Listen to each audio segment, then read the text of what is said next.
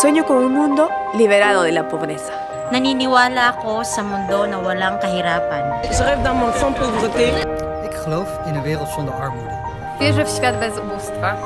En 2017, nous menons une campagne mondiale de mobilisation intitulée Stop Pauvreté. Stop Poverty. Oxen Fanchan. Stop armoede. Amanya Huachakai Kachunchu.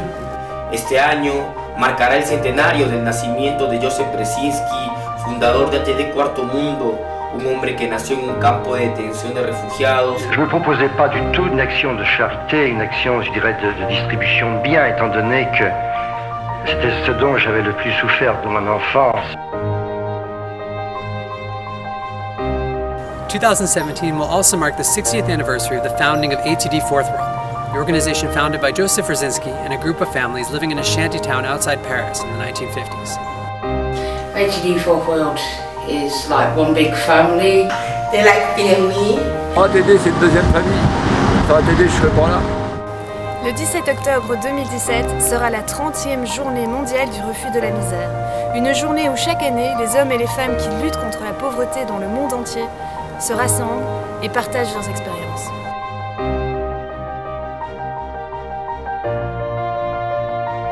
On avance petit à petit parce que depuis 60 ans, il y a quand même des choses qui se sont faites. Mais voilà, il y a encore beaucoup de choses à faire. Très souvent, nous voyons des projets naître dans nos communautés sans que l'on ne nous dise un mot. 캠페인 웹사이트에 가시면 어떻게 참여할 수 있는지 더 자세히 나와 있습니다. Sugpuin ang kahirapan. Pobreza nunca más. Stop poverty! Stop poverty! Très bien, alors vous m'arrêtez pas après, hein.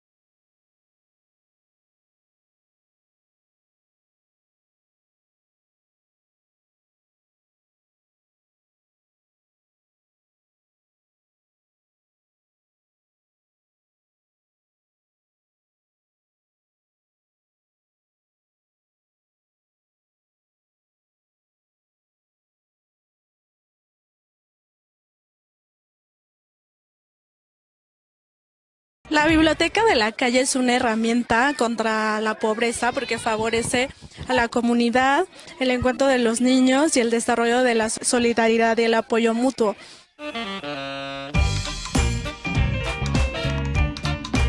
Hoy les voy a presentar a un amigo.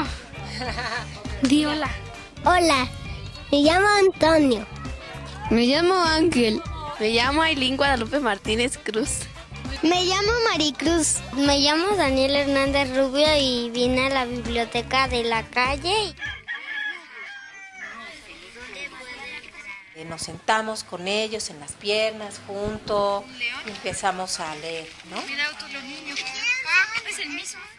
A veces contamos cuentos o a veces ya los niños se animan a contar ellos mismos los cuentos y eso es buenísimo porque ya les da seguridad. Aquí está el león. ¿De qué color piensa que es? A ver, ¿qué color es gato? Lo hacemos en la calle porque pues, es un espacio abierto en donde eso permite que lleguen niños de todas las calles alrededor. Ya se los quiero comer. Se pretende que los niños se relacionen y que las mamás puedan observar a sus hijos para que vean que es una actividad segura. Me gustan las actividades que les enseñan, como los reguiletes, las pulseras que les vinieron a enseñar. Y pues les enseñan a leer mucho y los libros que traen son muy bonitos. ¿Mi cuento favorito es Mi hermano? La peor señora del mundo. La peor señora del mundo. El de Willy. Casco fabuloso. Mi hermano es un gran patinador. Puede correr tan rápido que parece que vuela. Puedo dibujar cualquier cosa. Un lobo increíble. De veras, mi hermano es un Mi hermano es todo un tigre. A raíz de vivir estas experiencias de gozo y de alegría con los libros, pues entonces ellos pueden tener una experiencia de educación diferente a la que tienen en la escuela. Con los libros pretendemos que ellos hagan valer sus derechos, que estén enterados de sus derechos. Pues esa es una de los propósitos, ¿no?, al hacer la biblioteca. Lo que más me gusta es dibujar, leer, aprender. Me gustaría leerle a los más pequeños. Leer cuentos y hacer dibujos. Jugar, dibujar y leer. Pues me gusta mucho compartir este momento con los niños, en una actividad que aparentemente es muy sencilla, pero bueno, yo creo que tiene un trasfondo muy, muy profundo y bueno, pues ver su reacción, que se divierte.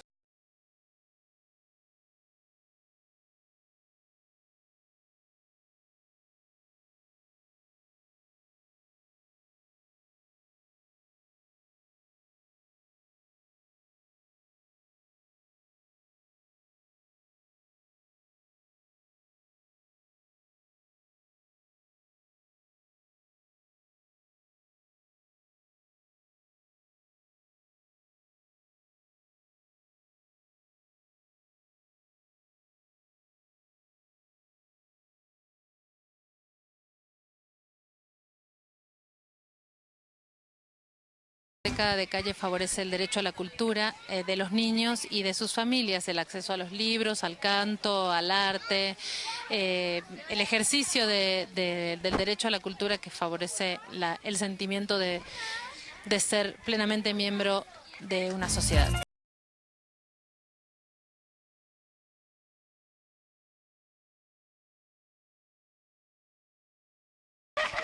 Chapulín Colorado, ¿este cuento se acaba?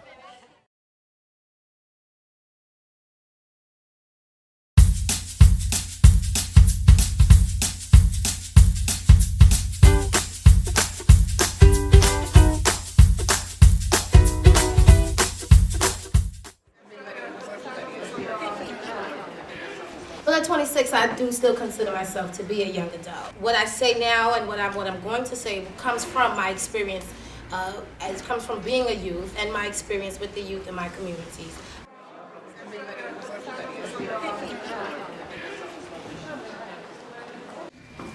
Now, many youth then, and still true today, experience a lot of very real issues, such as safety, hunger, and clothing. These are just the basics. The fear that many are forced to live with in their communities is unhealthy and unfair, placing serious limitations on their freedom. When you can't go outside of your house or you can't go to the store because you're just concerned with what might happen to you in between your house and the store or your house and school for that matter, it's a problem. Fear is very real in communities that are facing poverty.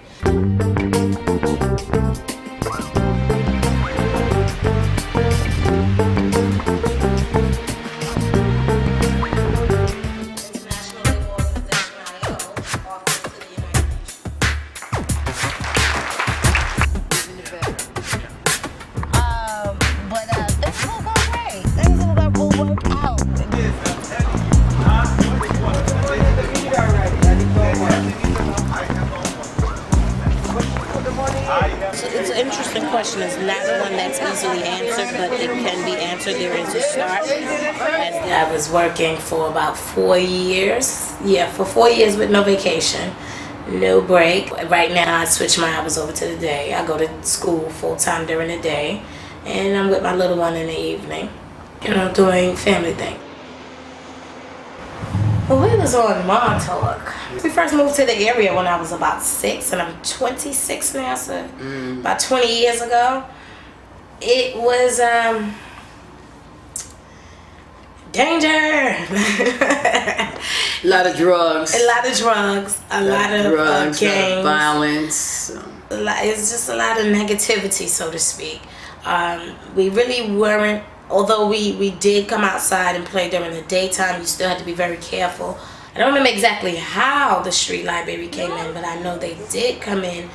And the main thing I remember about the presence is that it was always positive.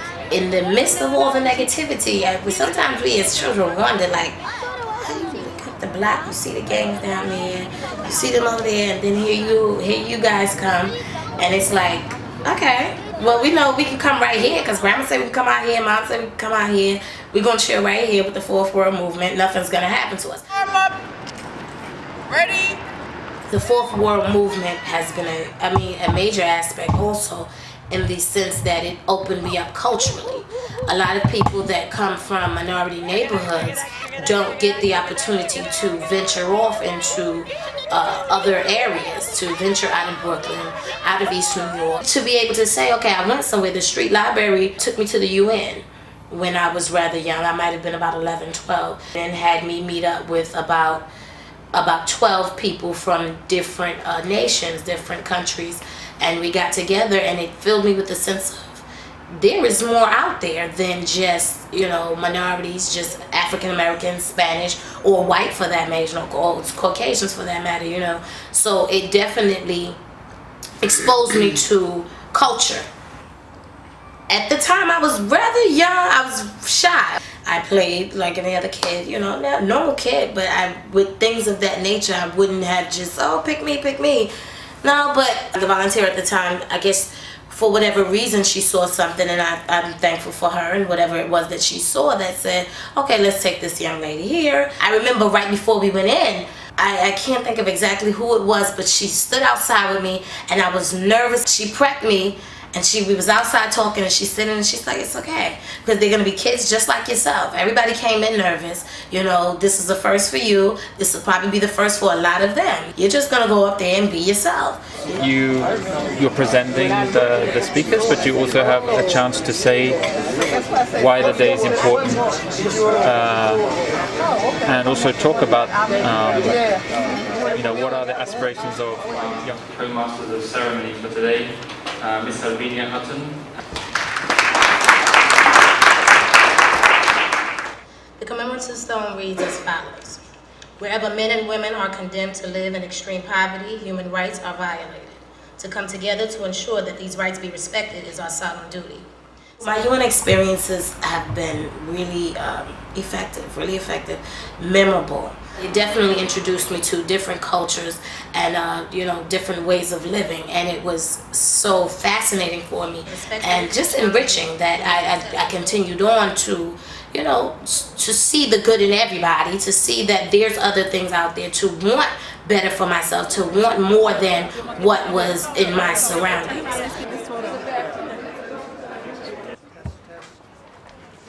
Testing. Is that better? Everybody can hear now? Very good. What I hope to be done is to bring in some opportunities, bring in some employment opportunities, bring in some education opportunities. I have to say I see a problem with the lack of education stopping at that level anyway. So I think that definitely there should be some further education there, along with the opportunities of employment. And not just employment, but empowerment. Because I was exposed to, okay, there is more than just your surroundings. And not only that, but you can get it. It's not like you have to die to obtain it. Like I said, I've been opened up. And once I've been opened up, things just happen. And I thank them for being a part of who I am today. Okay, well, thank you for coming. Gather here. People gather all around the world to listen, commemorate, and recommit. We humbly thank you for being with us. We thank you for your voices. We thank you for your hearts. We thank you for your ears and for your commitments. We encourage you to continue on beyond today. This concludes today's commemoration. Thank you.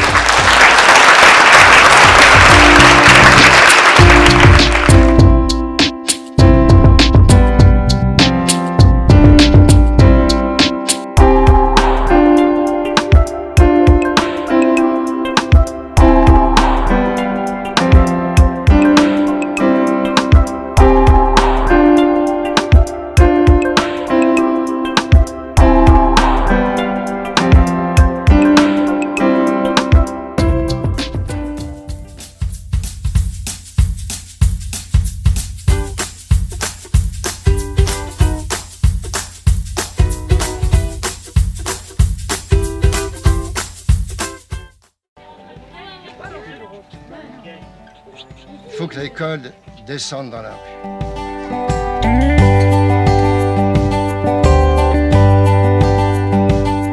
Il faut que les instituteurs, les institutrices viennent rencontrer les enfants là où ils sont, c'est-à-dire dans les cités, Découvre dans les quartiers, Découvre dans quelles conditions?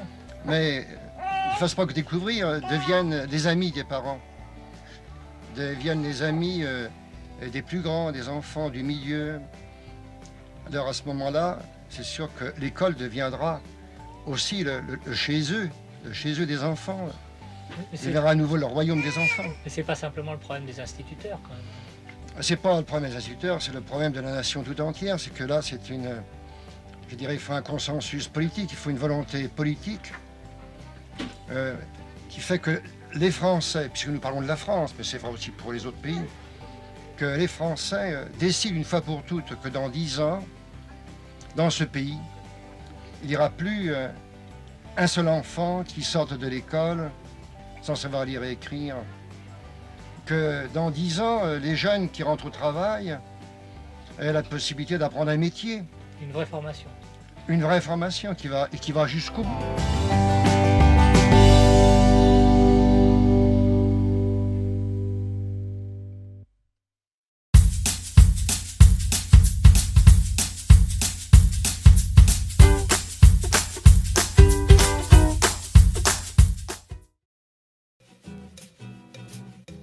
Chaque été, dans le quartier Hochelaga, le parc Edmond Hamelin se métamorphose.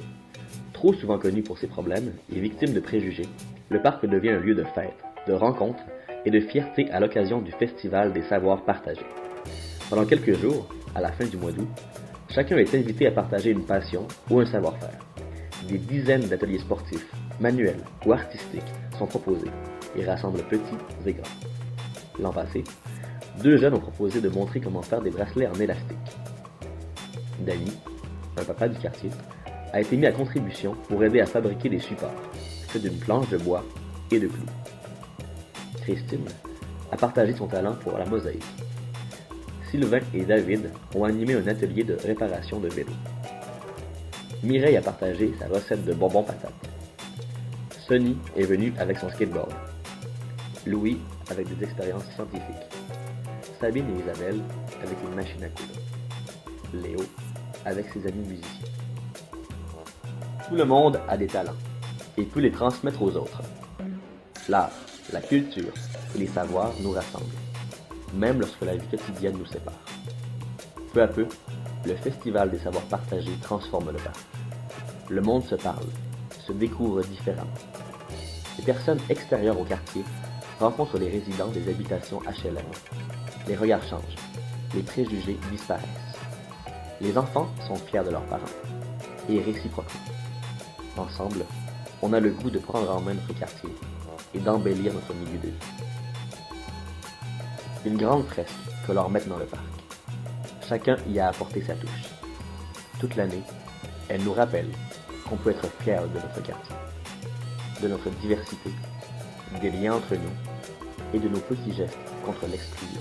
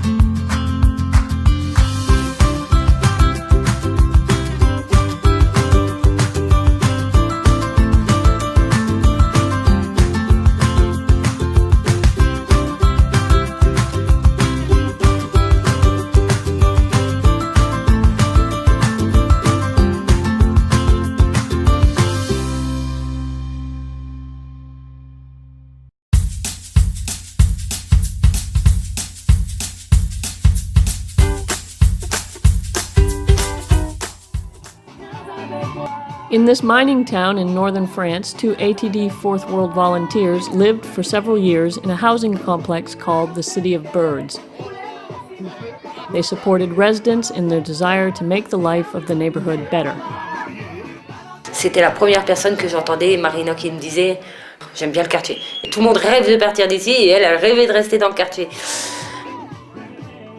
Mais bon, parce qu'elle a vu ce qu'il y a vraiment au fond des gens. Bah honnêtement, avant, je pense pas qu'il y avait grand-chose. Moi, personnellement, je participais à rien. C'est à partir de Marina et Alvaro, ce qu'ils ont organisé là, dans le petit air de jeu, mettre en pâture. On a voulu écrire les noms des entrées parce que tout le monde se perdait en fait. Et on a dessiné des oiseaux. Maintenant, quand le facteur qui vient, il sait où c'est remplacé les oiseaux. Même la poste, elle a trouvé que c'était bien. This activity was an opportunity to say publicly that everyone has hidden talents and that culture, art, and creativity must be accessible to all. Thus was born the idea of a yearly Festival of Arts and Learning.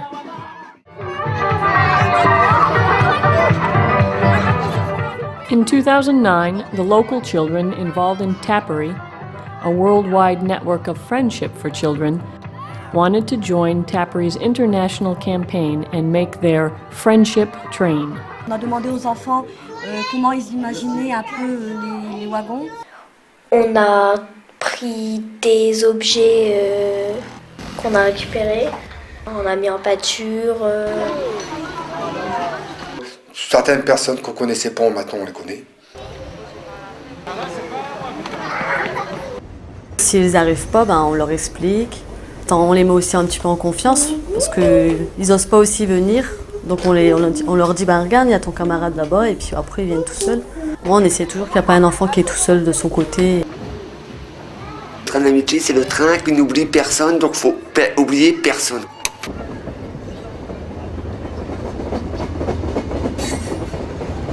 C'est sûr que les parents qui ne sortent pas de chez eux et qui sont forcément fiers de ce que leur enfant a fait et vice-versa. Pour un enfant que ses parents ne font aucune activité dans aucune association et le parent se met à créer quelque chose, ils sont forcément fiers. Tout le monde peut participer déjà, même les gens qui ne sont pas du quartier. This festival allowed the residents, young and old, to create something together of which each could be proud. They were able to speak about it in their neighborhood schools. The friendship train was put on display at the library, strengthening ties with different neighborhood partners. With its message of inclusion, it then circulated to public places throughout the region. In 2010, the festival took on the theme Families of the World. Residents welcomed people from different countries.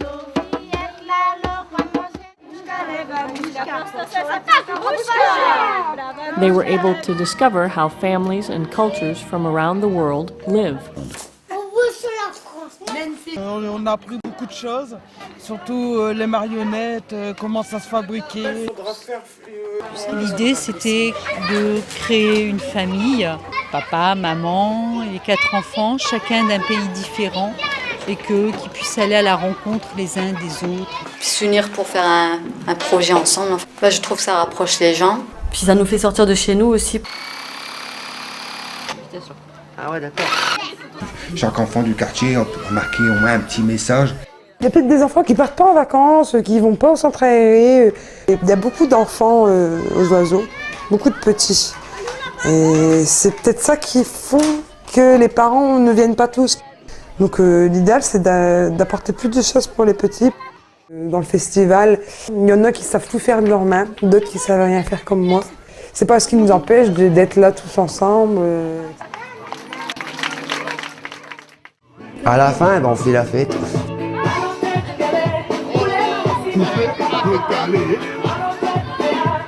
On chante, karaoké, tout ça. On a dit des belles histoires, tu parles que des conneries. Moi, la première année, je n'osais pas descendre, tout ça. Mais après, quand on se met dans l'ambiance, on incite les autres voisins, des nouveaux voisins, de participer. Surtout qu'on puisse faire quelque chose pour les ados.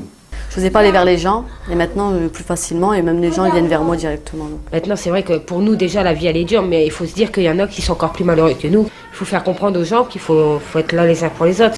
At each festival, the arrival of people from outside the neighborhood creates a different image of the whole community. C'est bien que les élus y viennent, que le maire lui-même, il va voir qu'on se bat pour quelque chose.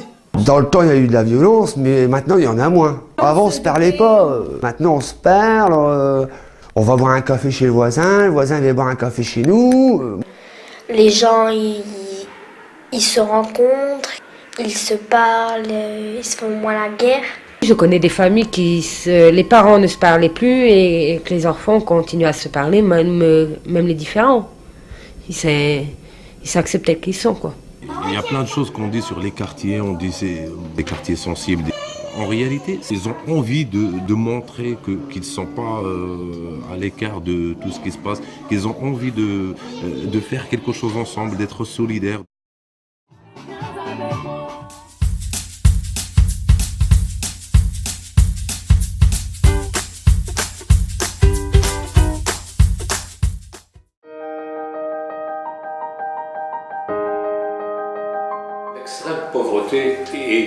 Poverty is a form of violence. It leads to humiliation and it silences people. It destroys lives. But poverty is not inevitable. Like slavery or discrimination, it can be overcome. Those who endure poverty resist its injustice in countless ways.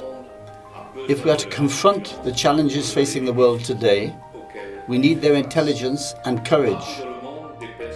Today, people who feel outcast are making themselves heard and are taking action. Others are joining them to build a peaceful world where no one is left behind. I choose to join them in overcoming poverty.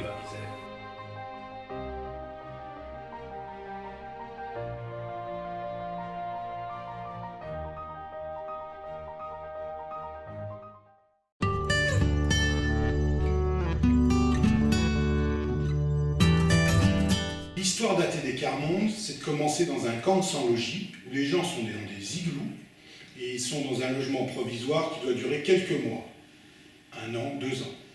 13 ans plus tard, les familles sont toujours dans ce camp, c'est 300 familles. Et puis, on commence à avoir des propositions d'accès dans un logement social pour quelques familles, pour celles qui ont un peu plus de moyens. Et là, dans ces familles-là, des familles proches du Père Joseph viennent le voir, leur poser la question, qu'est-ce qu'on fait? Et ensemble, avec le Père Joseph, décident qu'on ne quittera pas le camp tant qu'il n'y aura pas un logement pour chaque famille. Et là on crée l'histoire, on n'accepte pas d'en laisser certaines derrière, parce que ça, c'était toute l'histoire des bidonvilles de la région parisienne, où on était dans un bidonville, et puis où on passait dans une cité d'urgence, et puis on relogeait quelques-uns de la cité d'urgence vers les HLM, et puis les autres, ils retombaient dans un bidonville. Et donc là, on cassait quelque chose. Et donc, et d'avoir gagné ce relogement de tous, au moment dans le lieu fondateur où s'est créé ATD-Quart-Monde, c'est une étape historique qui a inspiré le fait que partout, se donner comme critère ne laisser personne de derrière, c'est ça notre engagement par rapport à des programmes d'action et notre proposition politique. Pour moi, ne laisser personne de côté, c'est pour moi, c'est cette réhabilitation où on avait dans la région parisienne, on avait obtenu d'avoir un petit chantier des cages d'escalier, et où on a engagé des pères de famille de la cité, mais en se disant, mais en prenant d'abord ceux qui cherchent plus de travail, avec d'autres qui avaient plus l'habitude de faire de la peinture, mais en prenant aussi ceux qui n'avaient tellement plus d'espoir de trouver du travail qu'ils n'en cherchaient pas. Et on a fait la même chose avec les jeunes. On a mis ensemble des jeunes qui n'osaient pas sortir de chez eux tellement ils avaient peur dans leur propre quartier, d'autres jeunes de qui tout le monde avait peur, et puis d'autres, et ça fait un petit groupe, et ensemble, ils ont construit un chantier. Et là, les gens du quartier, comme les HLM, personne ne pensait qu'ils allaient réussir. Non seulement ils ont réussi, mais ça a créé de l'élan. Dans la cité, il y en a plein d'autres qui se sont mis à rechercher du boulot. Et on a eu envie d'aller rencontrer un entrepreneur de travaux publics, on a envie d'aller rencontrer la NPE, et c'est comme ça qu'il y a une dynamique qui se lance. Quand c'est le plus dynamique, celui qui a le plus de capacité de la cité qui réussit quelque chose, c'est bien. Mais quand il retourne vers les autres, c'est mieux. Mais quand on est dans un programme où dès le début on commence avec dans le programme ceux pour qui c'est vraiment plus difficile dans ce qu'on veut faire, et bien là on réussit quelque chose qui construit quelque chose pour tous. Rêveur, pour créer quelque chose, il faut avoir un rêve. Hein. Martin Luther King, le père Joseph, Brzezinski, ils avaient des rêves et en même temps c'était des hommes d'action. Donc moi j'ai pas peur d'être traité de rêveur du moment qu'on est aussi des hommes d'engagement du quotidien, des hommes de la présence, des personnes de la présence au quotidien et des gens engagés dans l'action. Et puis surtout, quand on est à la fois dans ce quotidien de présence avec les personnes très pauvres et qu'on essaye aussi d'aller rencontrer les institutions, qu'on essaye, comme le père Joseph Brzezinski nous a poussé à aller aux portes de l'ONU, c'est comme ça qu'il y a 2 ans, dans les objectifs de développement durable, dans cet accord que se sont donnés tous les pays du monde, on a introduit 1 fois, 2 fois, 3 fois, 4 fois, 5 fois dans le texte, ne laisser personne de côté. Et donc là, le rêve, ça devient non seulement un rêve de quelques militants engagés ensemble, mais un rêve qui gagne des institutions. Alors maintenant, on va continuer dans les institutions à se battre pour que ce ne laisser personne de côté ne soit pas seulement une question de discours, mais soit une question de référence dans ce qu'on essaye, dans ce qu'on mène et dans ce qu'on évalue. Les personnes en situation de pauvreté, quand elles subissent des coups durs et des coups durs, il y a un moment où elles sont découragées, mais il y a toujours un moment où elles repartent, et donc on est bien obligé de repartir avec elles.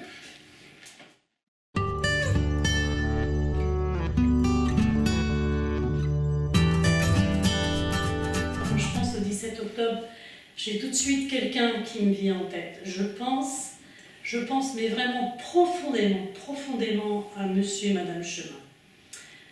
Ce couple qui habitait dans une cité d'urgence qui est encore beaucoup plus marquée que celle où moi-même j'ai habité, mais qui était à 5 minutes de chez moi, et où le père Joseph m'avait dit « Martine, il faut absolument que tu ailles dans cette cité-là et que tu offres le mouvement aux gens très pauvres de cette cité ». Et donc, tous les jours, j'allais dans cette cité frapper aux portes. Et il y a une porte à laquelle je m'acharnais de frapper.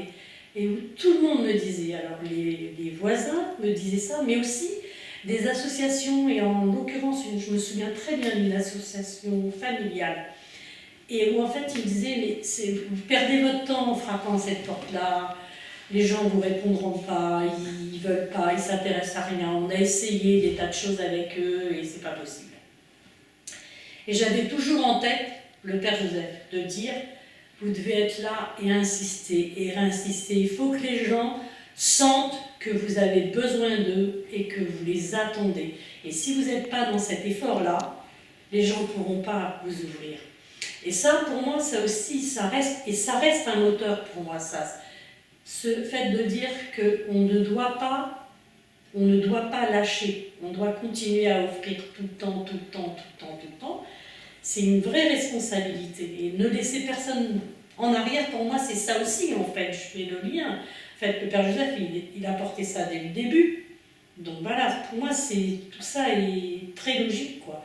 Donc je me souviens, mais pendant presque 1 année, je suis allée tous les jours frapper à cette porte et la porte restait fermée et on me disait il ne faut pas y aller. Jusqu'au jour où la porte s'est ouverte. Et là j'ai découvert des gens brisés par la grande pauvreté, à qui on a abandonné les enfants, qui n'avaient plus aucune nouvelle de leurs enfants et qui vivaient là avec un petit garçon qui en fait que personne ne connaissait, presque dans l'anonymat. cet enfant était. Et je suis entrée, ils m'ont laissé entrer chez eux. Ils vivaient dans le noir, les carreaux étaient cassés, aucune reconnaissance de la part de personne. Et voilà, j'ai eu cet honneur qu'ils m'ont fait de me laisser entrer chez eux. Et on s'est assis et je me suis présentée très simplement, tout de suite en parlant du Père Joseph et de ce que le Père Joseph proposait. Et je me rappelle, Madame Chemin, je lui ai demandé qu'est-ce que vous auriez envie de faire que vous n'avez jamais fait comme ça. C'est quoi la première chose que vous voudriez? Et elle m'a dit, oh là là, j'aimerais, je suis jamais allée, mais j'aimerais aller chez le coiffeur et pouvoir me promener la tête au bout. Parce que quand on arrive comme ça dans des lieux de grande misère, on rêve de tas de choses pour les gens. Mais en fait, pour moi c'est ça aussi, être avec, faire avec, se mettre à l'écoute, à l'école des très pauvres, c'est aussi respecter en profondeur de quoi les gens ont besoin pour franchir les étapes. Et c'est pas nous qui devons déterminer les besoins et les étapes à franchir. Sauf que si on est dans un profond respect avec les gens sont capables, ils ont toutes les clés pour nous dire par où ils doivent passer. Et que c'est quelquefois des chemins tortueux, mais c'est les leurs. Et en tous les cas, ça paye quand on écoute les gens. C'est impressionnant. Parce que c'est aussi, pour moi, c'est aussi un peu comme une mise à l'épreuve. Écoute ce que je vais te dire, je vais voir comment tu l'entends. Si tu es capable de l'entendre, peut-être aussi que je peux davantage t'écouter toi. Mais ça, pour moi, c'est aussi des vraies leçons de vie, quoi. Et voilà, avec cette femme, je suis allée 3 jours après. On est allé chez le coiffeur et on est allé prendre un pot en centre-ville. C'était la première fois qu'elle mettait les pieds dans un centre-ville, alors qu'elle habitait là depuis toujours. Et je dis ça au 17 octobre, parce que c'est la première fois aussi qu'on a proposé à ce couple, elle n'a pas pu venir, elle, parce qu'elle devait garder le petit. Mais lui, Chemin est venu au 17 octobre, un premier 17 octobre, et là, ça a été pour lui quelque chose d'incroyable. Il a dit clairement que pour lui, le 17 octobre, c'était un lieu où les gens pouvaient de nouveau reprendre un espoir. Il a toujours vécu les 17 octobre comme quelque chose où vraiment il pouvait être à l'honneur, où vraiment ce jour-là, on ne pouvait pas se foutre de lui. Personne ne pouvait se foutre de lui. Et ça, pouvoir vivre quand on est écrasé comme il l'était, pouvoir vivre ça un 17 octobre, il est devenu un homme extraordinaire, un militant extraordinaire qui s'est engagé dans son quartier alors qu'il était banni de tout le monde. Et il est devenu un homme reconnu aussi dans cette lutte contre la misère. Et ça, c'est extraordinaire, quoi. Enfin voilà, pour moi, le 17 octobre, c'est ça aussi.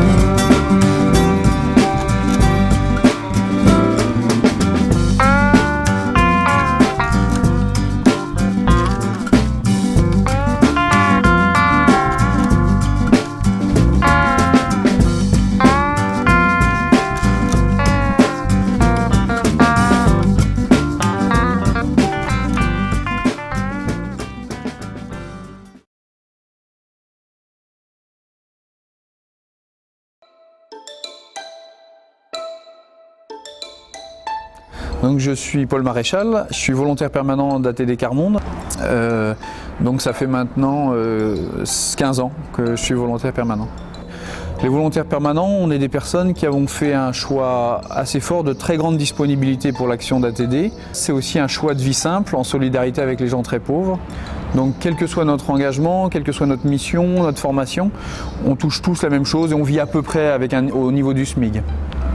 Donc moi personnellement j'ai fait des études d'ingénieur, donc je suis ingénieur de l'école centrale et j'ai passé mes premières années dans l'industrie. J'ai travaillé donc 4 ans chez L'Oréal. Pendant ces 4 années d'expérience dans l'industrie, en fait j'ai découvert ATD Quart Monde et j'étais bénévole. Donc je suis rentré dans le volontariat à ATD Quart Monde avec mon épouse. Pendant 4 ans, on a vécu dans une cité à Noisy-le-Grand, donc une cité HLM, et on nous a proposé de partir au Guatemala. Donc on a eu une mission de 5 ans au Guatemala. On était présent dans la capitale, dans 4 bidonvilles de la ville, dont la décharge publique. On a beaucoup travaillé le thème de l'éducation. Vraiment, pourquoi les enfants très pauvres n'arrivaient pas à aller à l'école et y rester. Et on a fait avec des familles qui vivaient dans ces bidonvilles des projets pilotes, des expériences, puis des propositions au niveau des politiques publiques. Et avec ces propositions, on a pu rencontrer les candidats à la présidentielle, le ministre de l'Éducation. En fait, on a permis d'avancer vers une loi qui a touché 3 millions d'enfants au Guatemala. Et donc maintenant, depuis 6 ans, on vit au Centre international, à Méry-sur-Oise, dans le Val d'Oise. Et j'ai en charge l'administration et les finances internationales. Et puis bien sûr, j'ai une mission de vision prospective, des grands équilibres financiers d'ATD Quart Monde et des grandes orientations pour savoir où on va. On est dans 30 pays, on est une multinationale avec un tout petit budget, mais multinationale présente dans 30 pays, c'est important d'avoir une vision stratégique. C'est le sens de cet engagement, et c'est de se dire que chaque jour, je participe à construire un monde un peu plus juste, et que dans une évolution d'une société qui peut beaucoup détruire les gens les plus fragiles, il faut mettre des forces pour justement aller vers une société plus juste. Et par rapport à une belle carrière, à gagner des sous, ce qui est toujours intéressant, mais c'était pas ça que je voulais faire le cœur de ma vie. Et donc l'intérêt fabuleux de cette mission pour moi et de ce choix d'engagement, c'est de mettre en cohérence ce que je crois et ce que je fais tous les jours.